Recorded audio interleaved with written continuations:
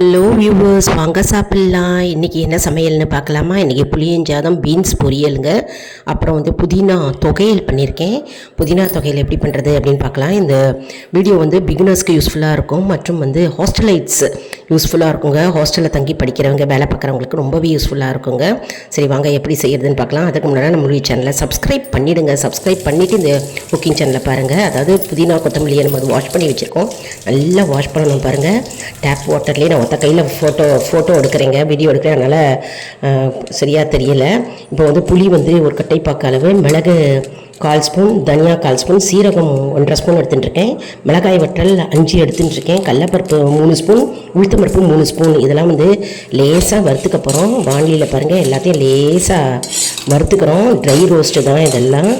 முதல்ல நம்ம மிளகு, சீரகம், தனியா, மிளகாய் வெற்றலை லேசாக வாண்டியில் வறுத்துக்கிறோம். வறுத்து எடுத்துட்டதுக்கப்புறம் கடலப்பருப்பும் உளுத்தம்பருப்பு எடுத்துருக்கோம் இல்லையா, அதை லேசாக வறுத்துக்கிறோம்.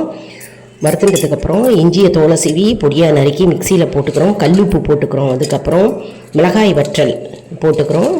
போட்டுட்டு நம்ம கோர்ஸாக அரைக்க போகிறோம். புளி போட்டுக்கிறோம். புளி சின்ன கொட்டைப்பாக்கு அளவு போடணுங்க. அதுக்கப்புறம் இந்த வறுத்து வச்சதெல்லாம் போட்டுக்கிறோம். சாமானில் பெருங்காயத்தை போட்டுக்கிறோம்.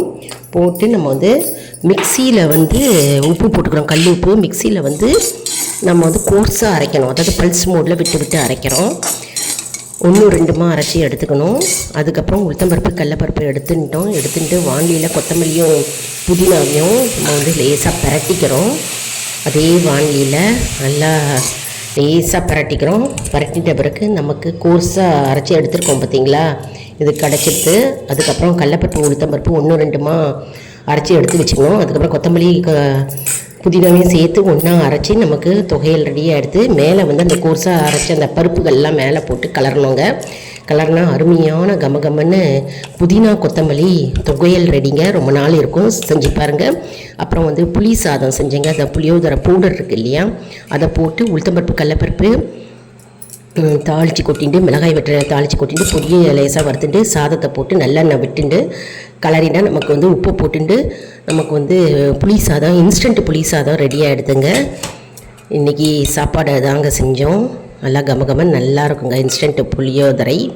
அப்புறம் பீன்ஸ் பொரியல், கடுகு, உளுத்தம்பருப்பு, மிளகாய் வற்றல் தாளிச்சுட்டு பெருங்காயத்தை போட்டு பீன்ஸை லேசாக போட்டு தண்ணியை லேசாக தெளிச்சுட்டு உப்பை போட்டு மூடி போட்டு கவுத்த உடனே நமக்கு வெந்து போயிடும். பீன்ஸ் ரெடியாக எடுத்து புளியஞ்சாதம் ரெடி, பீன்ஸ் பொரியல் ரெடி. அதுக்கப்புறம் புதினா கொத்தமல்லி தொகையல் ரெடி. லைக் பண்ணுங்கள், ஷேர் பண்ணுங்கள், சப்ஸ்கிரைப் பண்ணுங்கள், செஞ்சு பாருங்கள்.